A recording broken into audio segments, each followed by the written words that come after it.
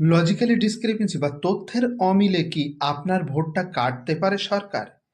এখানে বলতে হবে অবশ্যই পারে। আপনি যদি নির্দিষ্ট যে ডকুমেন্টস না দেখাতে পারেন, তাহলে কিন্তু আপনার ভোট কেটে যেতে পারে। ভোট কেটে যাবে এতটাই সোজা, আপনার ভোটটা কেটে দিল আর আপনি তা মেনে নিলেন বৈধ নাগরিক হয়ে, তা তো হতে পারে না। তাই সরকার নয়, ইলেকশন কমিশন থেকে যে ভোটার ফাইনাল লিস্ট আসবে, তার আগেই আপনাকে জানানো হবে কি কারণে আপনার নামটা বাদ চলে যেতে চলেছে।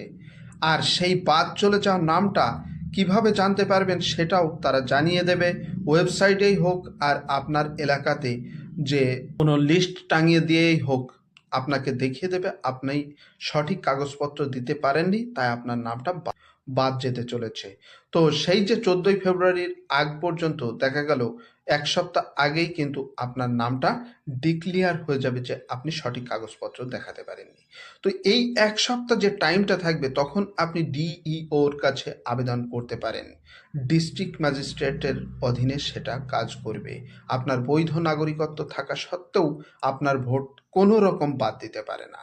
ডিইও যদি দেখে যে না, উনিও পারছেন না আপনাকে, তাহলে আপনি সেই কাগজ নিয়ে সিইও অর্থাৎ আমাদের ওয়েস্ট বেঙ্গলের যে ইলেকশন কমিশন, সেখানে আবেদন করতে পারেন।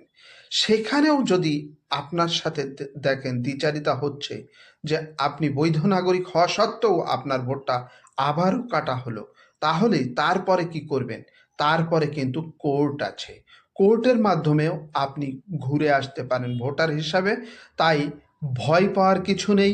আপনাকে এ দেশ ছেড়ে যেতে হবে না বৈধ নাগরিক হলে, এটুকু আশ্বস্ত সকলেই করবে।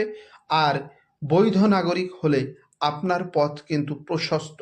আপনি যে কোনোভাবে আপনার যে ভোটাধিকার ৩২৬ নং ধারা অনুযায়ী আপনি ভোট দিতে পারবেন।